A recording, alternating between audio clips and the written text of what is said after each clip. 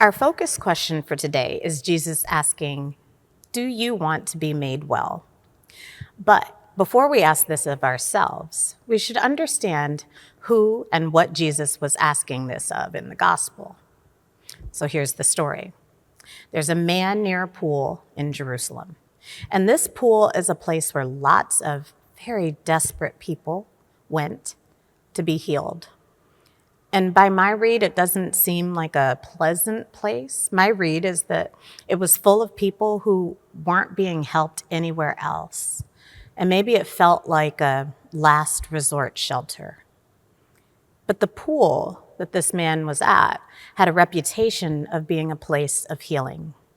Meanwhile, there were a lot of people there who weren't experiencing any healing at all. They were near the pool, but they weren't getting to the pool. And for some reason, John tells us that Jesus approached one of these people who wasn't getting the healing. And we don't know if Jesus approached anyone else, but we do know that Jesus honed in on this particular man, whom it says Jesus knew had been there for many years. And Jesus had a question for the man. Do you remember it? Do you want to be made well? He asked. And does that question seem strange to you? You'd think the answer would be pretty obvious. I mean, he's at a healing well, right? And unless you've spent maybe it would be obvious unless you've spent some real time with people who have suffered without help for decades.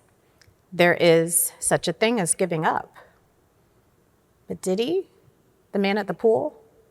I'm going to give you two reads to consider. Here's the first. And this is the typical read. Jesus asked the man if he wants to be made well, and the man doesn't even answer that question. Rather than saying yes, he explains why he hasn't been able to get into the pool.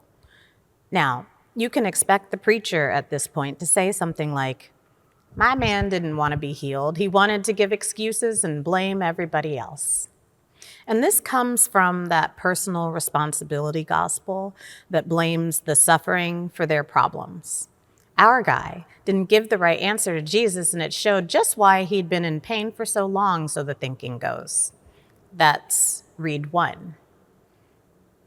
There's another way of seeing this, though, and I'm not going to bury the lead. I think that first read is wrong, because what was the man's response?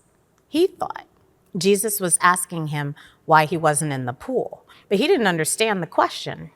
And after years of going without help, who could blame him? He described a scene where no one showed him mercy.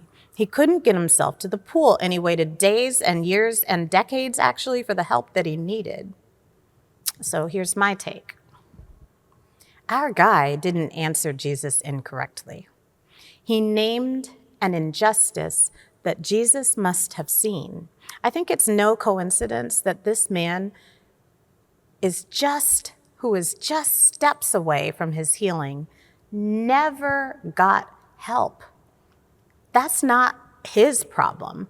It's a stinging indictment on the culture around him. It was the dog-eat-dog world, and he was left just blistering in the sun for 38 years, the text says. That's a lifetime for many of us. Imagine it. For your whole life, no one would even stretch a hand to help. Obviously, Jesus saw and understood this immediately. He asked the right question, but the man first had to share his story. Remember this. When Jesus has a problem with someone's answer to his questions, he will let you know. But Jesus didn't have a problem here.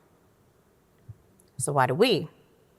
Why do we love to blame the victim so much? Why do we try to rationalize people's pain away? Could it be because in a world where so much doesn't make sense, it makes big problems, more manageable when we do this? If there's an explanation, then maybe we get to assume agency, and that can be a comfort. Plus, many of us can fall victim to a very common sin, assuming our limited experiences or problems meaning we may have had big problems, but they're all within our limited experience. Assuming that builds out some form of a universal truth. Maybe we know or know of someone who turns down the help that we know that they need. So we read that into our guy at the pool. We build it into national policy. You're not well? Go to the doctor. You can't afford it? Well, that's your fault. You're not well? Lift yourself up by the bootstraps. You don't have any bootstraps? Then you're a loser.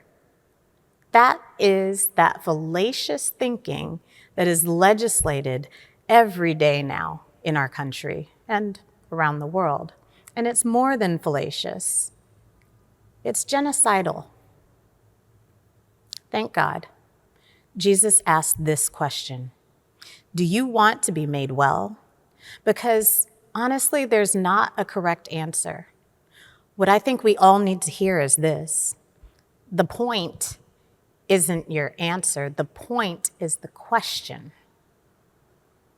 Extract yourself from the closer details of this story and trust and believe this: your pool is within reach. The effed upness of the world might be getting in your way, yes, but what Jesus invited of the man, he also invites you to as well. Do you want to be made well? Because if you do, God is extending the hand when no one else will.